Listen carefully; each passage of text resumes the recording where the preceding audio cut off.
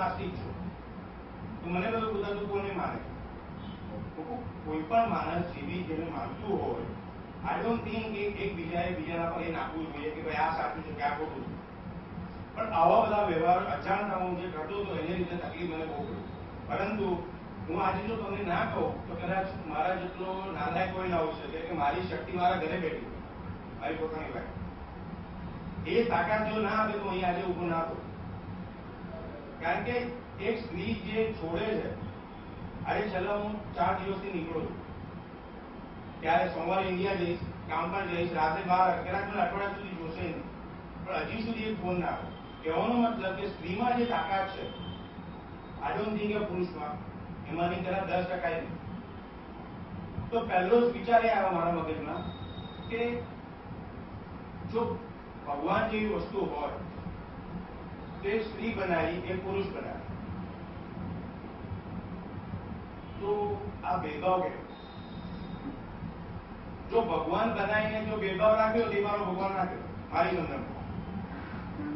કારણ કે એનું ભગવાનનું રૂપ જોવા માટે આપણે પોતે જ મા બાપ તરીકે સમજવાનું જોયું કે ભગવાનને સમજવું કેવી રીતે, એ સમજવા માટે મેં મારા મા બાપને સ્ટડી કર્યા. એમનો જે વ્યવહાર હતો એ એમની સમજણ હતી, એમનો અનુભવ હતો, એને મારી જોડે કોઈ લેવા દેવા.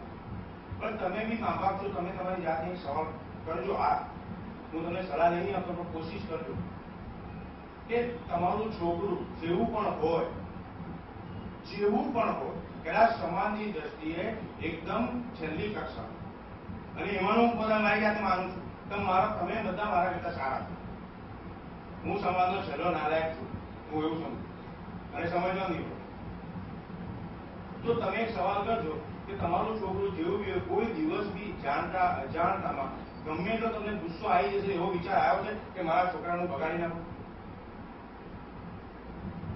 જો મનુષ્ય તરીકે આપણે મર્યાદિત શક્તિવાળા છે, મર્યાદિત સમજણવાળા છે, જો એ વિચાર ના કરી શકે તો મારો સવાલ મારી જાતે હતો કે મારો બનાવનાર જેને કોઈ ભગવાન તરીકે સમજે છે, અલગ અલગ નામથી જેને સમજે છે, તે તો કદાચ મારાથી વધારે સમજણવાળો છે. જોયો નથી, કદાચ જોવાનો નહીં, એને જોવાની ઈચ્છા નહીં કે મને આ ભગવાન જ દેખાય છે. જીવતા જાગતા ભગવાન મારી સામે હતા, પણ એ બધું હું છૂટી ગયો. તો એ ભગવાનને સમજવા માટે મારા મા બાપને જોવા. હા, ત્યારે મારો વ્યવહાર બરાબર નહોતો, ના સમજવું કે પહેલેથી હું બહુ સીધો છું. ના, હું વાલ્યો છું અને વાલ્મીકી ખાવામાં રસ નથી. કારણ કે વાલ્યો રહીશ ને તો વધારે સમજવાની કોશિશ કરીશ, પણ જો વાલ્મીકી થઈશ એટલે અહંકાર. એટલે આ સમજવા માટે તો વિચાર આવ્યો કે મારા મા બાપમાં જો વિચાર ના આવતો હોય તો ભગવાન તો એને જેમણે આ બધું બનાવ્યું તો એનો કરતા હતા કોણ? આ પરિસ્થિતિ આપણે જે જોઈ રહ્યા છે હાલમાં, જેના દરેકના દિલમાં છે, કોઈ બોલે છે કોઈ નહીં બોલતું, અને કદાચ મેં સમજીને આ ઉપાડ્યું છે કે હું જ બોલી શકું. કોઈ બી કારણસર હું જયારે આ બોલું છું ત્યારે મારે તમને બહુ નમ્રતાથી કહેવું છે કે હું તમારાથી પર નહીં, હું જ તમારો અવાજ કરું છું. એનાથી પર બિલકુલ વસ્તુ નથી. કારણ કે તમારા સંજોગો, તમારી અંદર વિચારો આવે છે, પણ તમારા સંજોગો એ વસ્તુ તમને ના કરાવે. માણસને કદાચ ઓપોર્ચ્યુનિટી મળે, હું એવું માનું છું કે ઓપોર્ચ્યુનિટી તમને આપવામાં આવે, અત્યારે હું માઇક તમને આપી દઉં, કદાચ તમે મારા કરતા સારું અને પાવરફુલ બોલી શકો, હું એવું માનું. એટલે દરેક મનુષ્યની અંદર આ વસ્તુ છે. પરંતુ કદાચ મને આ ઓપોર્ચ્યુનિટી મળી અને હું એને પ્રિવિલેજ કરું છું. પ્રિવિલેજ એટલે શું કે હું તમારો પુત્ર છું. આટલી સમજણથી જયારે હું ભગવાનને સમજવા નીકળ્યો તો પછી આ બધું જોયું ત્યારે લોકો આનો ગુનેગાર હતો. જો ભગવાને આ બધી વસ્તુ સમજીને બનાવી, તકલીફો આપણે એકબીજાને જે ડિસ્ટ્રેક્ટ કરીએ છીએ, એકબીજાને મારીએ છીએ, તાકાત એટલી બધી આવી કે મેં કરોડોને મારી નાખ્યો, તો એનો કરનાર કોણ? જો ભગવાને સમજીને બનાવ્યું હોય તો મારી ભાષામાં એ ભગવાનની ડેફિનેશન નહીં, એ ભગવાન ના દઈશ. હું એવું સમજુ કે મારો ભગવાન જો એક બાપ તરીકે હું મારા દીકરાને કોઈ બી પરિસ્થિતિમાં સ્વીકારી લઉં તો મારાથી પર થયો તો હું જેવી પરિસ્થિતિમાં છું એને સ્વીકારીએ છે તો જ જન્મ આપ્યો છે. પણ છતાં હું કહું છું કે મારી ભૂલ મને સમજાતી નથી, એટલે હું જયારે ભૂલ કરું, તકલીફમાં આવું છું એ ભગવાને કરી. આ બે વસ્તુ જો તમે સમજો તો કદાચ તમને આખી વાર્તા ભૂલી જશે. તો મારો કહેવાનો પાવર શું હતો કે હું એવું સમજુ કે જન્મથી કે મરણ સુધી હું દરેક વસ્તુ માટે હું જવાબદાર, અને જ્યારે હું બોલું છું કદાચ તમને ઓકવર્ડ લાગશે, તમને એવું લાગશે કારણ કે તમને એવું સમજાવ્યું છે કે હું એટલે અહમ, પણ હું ને મારી પરિભાષા છે શરીર. શરીરને આય લાગે, જ્યારે આય લાગશે ત્યારે જવાબદારી લાગે. આત્માને આય નહીં લાગતો, અને આત્મા શરીરથી ફળ છે.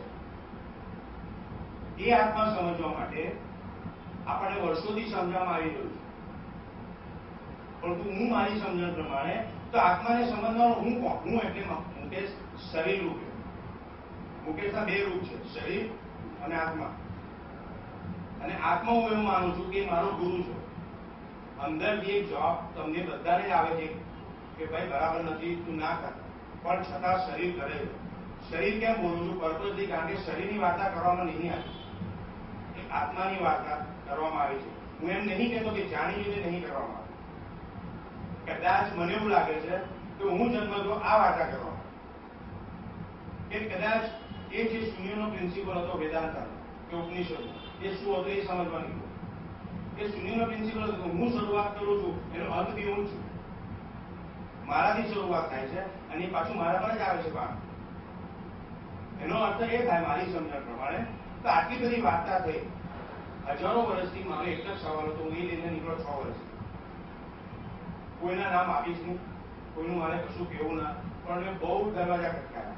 અને કદાચ એમનો કૃતજ્ઞ કેમ થયો કે જયારે એમનો દરવાજો મેં ખટકાયો ત્યારે દરવાજો ખુલ્લો હતો. મારી પહેલી જ એમની અરજ હતી કે ભલે તમે ઉંમરમાં મારાથી નાના છો, પણ જયારે આ વાર્તા કરવાનું ત્યારે હું તમારો બાળક થયો. તમારી જે બી સમજણ છે, તમે જે બી કંઈ કર્યું છે, હું ત્યાં નહીં જતો સાચું હતું ખોટું હતું એનો મને કોઈ હક નથી. તો એમને જયારે મળ્યો ત્યાં દરવાજો ખુલ્લો હતો. અને આજે સાચું જ કહી દો શું કર્યું, મેં એમને બ્લાસ્ટ કર્યો. બ્લાસ્ટ એટલે એટેક કર્યો, અને બહુ સમજીને કર્યો. હું આજે એમને આગળ મેં કીધું જ છે આ વસ્તુ. અને કદાચ એટલી એમની તાકાત હતી કે જયારે મેં એમના પર એટેક શું કર્યો, એમની સમજણને એટેક કર્યો કે તમે આ તો તમે લોકો વર્ષોથી આ લઈને નીકળ્યા છો. હું આજે એ જ વાર્તા વાંચી કરું છું, કારણ કે એમાં બધું આવી જશે કે તમે લોકો વર્ષોથી આ લઈને નીકળ્યા છો, બધું થઈ રહ્યું છે, તમારું મિશન બી સારું છે કે મનુષ્યને સંતોષી અને સુખી બનાવવું. તો હજારો વર્ષથી આ કામ ચાલે. તો દરેક જન્મ વખતે, દરેક 50-100 વર્ષ વખતે કેમ વિચાર એવો આવે છે કે હાલ બરાબર દેખાતું ના, બરાબર નથી બધું, જો મેં એમના પર ના કર્યું. એમને પેલો સવાલ કર્યો કે માણસ તમને પગે લાગે છે, તમને આઈડિયા છે શાને માટે પગે લાગે છે? આવા બધા ક્રેઝી સવાલો, ટોટલ ડિસરિસ્પેક્ટ મેં એમનું કર્યું. હું આજે કહું છું, પણ મેં સમજીને કર્યું કે કદાચ હું જેને શોધતો હતો, જેમને શોધતો હતો, કદાચ મને કશે મળશે.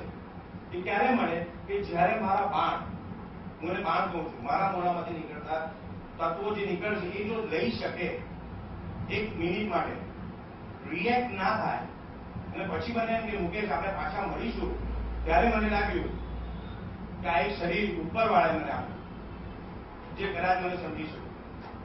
એ હકીકત છે. કારણ કે એમને બી મેં કીધું, જયારે મેં એમના પર એટેક કર્યો 2 કલાક માટે, અને હું જરાય થોડું બોલીશ ના, એમને ચાન્સ નહીં આપ્યો બોલવાનો. હકીકત છે. એટલો બધો એટેક કર્યો, એટલો બધો મેં એટેક કર્યો. એમની એ જેવી શબ્દો કાઢે એના પર હું પાછા પ્રહાર કરું. હું એવું પૂરા નહોતો કરતો કે મારી પાસે સમજણ છે, પણ હું બહુ કોઈક વસ્તુ સમજીને કરતો હતો કે હું કોઈ હીરો જોતો આ ધરતી પર. ત્યાં ડઝન્ટ મીન તો હું ઝવેરી છું, પણ મને સમજવા માટે મને હજી સુધી કોઈ ના મળ્યું. અને આ જ કામ મેં કર્યું આગળ છેલ્લા 6 વર્ષમાં. ત્યારે એમને મળ્યું, એમને મળીને ચાલી ગયો. એમને પછી મેં પાછો ફોન નથી કર્યો, કારણ કે મને એમને મેં કીધું હતું કે આ વસ્તુ એવી છે, નવી છે. એટલે કોઈ બી વસ્તુ જ્યાં તમે નવી સાંભળો ને, તો હું તમને હાથ જોડીને કહું છું, જજમેન્ટ નહીં મારશો. કારણ કે તમારી અંદરનું પોતાની સમજણ જ એ વસ્તુ નક્કી કરશે જેને તમે મહાભારત કહો. હું ઓલરેડી તમને પ્રહાર કરી જ રહ્યો છું, સમજો, પણ બહુ પ્રેમથી કરી રહ્યો છું. ત્યારે એમના પર પ્રેમથી મજા કર્યા, સમજીને કરી રહ્યો છું. ત્યારે એમની સાથે સમજીને જ મેં એનો ડિસિઝન કર્યો હતો સ્વામી. કારણ કે એ મારો જો ડિસરિસ્પેક્ટ લઈ શકે, દેટ મીન્સ એ માણસને સહન કરી શકે છે. એમને મને માણસ તરીકે જોયો તો જ મારો ડિસરિસ્પેક્ટ લે, બીજો ના લે. મને હજી સુધી કોઈ નથી મળ્યું. હું બધાને જઈને એડેક્ટ કરું છું પહેલેથી આ જ કામ કરવાનું. કારણ કે તમે મને લઈ શકો તો દેટ મીન્સ તમે કદાચ એમની જે સમજણ હતી મને ખબર નહોતી, પણ કદાચ એવી સમજણ હતી એનો વાત કદાચ બાળક છે, માણસ છે, એની સમજણ આટલી જ છે. કદાચ એમના મગજમાં એ વિચાર આવ્યો છે, આઈ ડોન્ટ નો. મારામાં એટલી તાકાત નહીં કે શું વિચાર છે મનુષ્ય છું. તો જ મને એમ ના કે ભાઈ તું ભાઈ ચાલો ના. તો આ જોયું એમનું મારા માટે, એમની આગળ કશું નહીં મારા માટે. તો મારી સ્ટોરી આ બાજુ જયારે લઈ જાઉં છું તો સમજવાય નીકળો કે આટલું બધું થયું તો એનો અસર આપણે બજાર સમજો ને કેમ નથી થતું. રોજ માણસ એકની એક વાર્તા સાંભળે. તમે બી શ્રદ્ધાથી આવો છો. શ્રદ્ધા બહુ મોટો શબ્દ છે. કદાચ એને બહુ સસ્તો કરીને આપણે અણસમજમાં અથવા સમજીને અણસમજ કરીને શ્રદ્ધાને શબ્દ નાનો કરી નાખે. શ્રદ્ધા બહુ મોટો છે. કદાચ શ્રદ્ધા જો સમજી હોત તો આ મુશ્કેલી ના થાય. કદાચ મારા જેવો નાલાયક ઉભો ના થાય ટાઈ પહેરીને પ્રહાર કરવા માટે. તો બે વસ્તુ ઇમ્પોર્ટન્ટ છે, શ્રદ્ધા અને સમજણ. ધાર્મિક અને આધ્યાત્મિક બહુ મોટો ફરક છે. કદાચ બહુ નાની રેખા છે બે વચ્ચે. તો હું તમને કઈ નવું કહેવા નહીં આવ્યો. એક જ સવાલ મારી જોડે હતો કે આ ધરતી પર આપણા વડવાઓ આટલી બધી સારી વસ્તુ મૂકીને ગયા તો થયું શું? આટલી બધી સારી વસ્તુ છે છતાં માણસ જયારે આદમ ને ઈવ હતા ત્યારે લગ્ન અવસ્થામાં કરતા અને જે કરતા હતા આજે કપડા પહેરીને આપણે એ જ કરીએ છીએ. એ હકીકત છે. હું તો મારા માટે કહું. તો આટલો બધો સમય ગયો, આટલું બધું વડવાઓ મૂકી ગયા તો ફેરફાર મારા માથામાં કેમ ના? તો કદાચ મેં એમ લખ્યું કે ખરેખર મારામાં જ ભૂલ છે. કારણ કે હું એવું સમજુ છું ભૂલ મારાથી શરૂ થાય તો હું જ ભૂલ કરું છું પહેલા, એવું મારી સમજ. તમારી એમ નહીં કહ્યું, હું તમને એમ નહીં કહું તમે એવું વિચારો. મારી સમજણ એવું કહે છે કે મારાથી શરૂ થાય, મારામાં કઈ તકલીફ છે તો નથી સમજી શકતો, હું એમને દોષ ના આપું. પણ સાથે સાથે બીજું બી લખું કે ગુરુ થયા. એમની વાત નહીં કરો, જનરલ આપણે વાતો કરીએ છીએ કે ગુરુ થયા. તો ગુરુ એટલે મારા કરતા એમની સમજણ વધારે અને મારા સવાલનો જવાબ આપવો જોઈએ અને મારે વિનમ્રતાથી પૂછવું જોઈએ. પણ એવી વિનમ્રતા મારામાં નથી. પણ મારી વિનમ્રતા કેમ નહોતી એ બી શોધવા નીકળ્યો અને એ જવાબ કેમ નહોતા આપતા એ બી શોધવા નીકળ્યો. એટલે અલ્ટિમેટલી તો બંને મનુષ્ય જ છે. તો આટલું બધું ચક્કર ચાલવામાં હું માણસ તરીકે આ પરિસ્થિતિમાં તો કાં તો બની બેઠેલા ગુરુઓ, મને સીધો શબ્દ આપું છું, બની બેઠેલા ગુરુઓમાં કદાચ ચીલા ચાલુ ગાડીમાં બેસી ગયા અને કદાચ આમના જેવા નબીરાઓ કદાચ કોઈ બી કારણસર આજે કદાચ હું એમને સમજવાની કોશિશ કરું છું, એમના વિચારો હું તમને આપવાની કોશિશ કરું છું અને કદાચ એમને હું 5 મિનિટ આપીશ કે મને કહેજો કે આમાં મુકેશ તું શું ખોટું કરું. હું એમના વિચાર આપું છું, એમને બોલવાની કશી જરૂર નહીં. કદાચ એમણે એવું માની લીધું કે બધા જ આવું કરે છે મારે નહીં કરવું, પરંતુ કદાચ એ વિચારને આધીન પોતાની પૂરેપૂરી શક્તિ એ સમજી ના શકે. હું એમ માનું છું મારા કરતા પોતે શક્તિશાળી. કદાચ હું અહીંયા આવ્યો છું એટલું ભાન ગોપવા માટે એમને કે ભાઈ ઉભા થાવ બહુ થયું તમારી પાસે છે, હું તો હજી તો આ શરૂઆત કરું છું. કદાચ એમની અંદરની શક્તિ કદાચ એમને પોતે સમજી ના હોય અને કોઈ બી કારણસર એ શક્તિ દબાઈ ગઈ. કારણ ઘણા હોઈ શકે કે સંજોગો માણસ બહાર જોયો તેમાં દરેક મનુષ્યના જીવનની અંદર આ વસ્તુ થતી હોય કે ભાઈ તમે કોઈને સમજાવો સમજીને આ પછી છોડી દો. પણ હું છોડી દેવા માંગતો નહીં. કદાચ એટલે જ મુદ્દો કે ના, હું માનતો જ નહીં કે આ વસ્તુ છોડાય.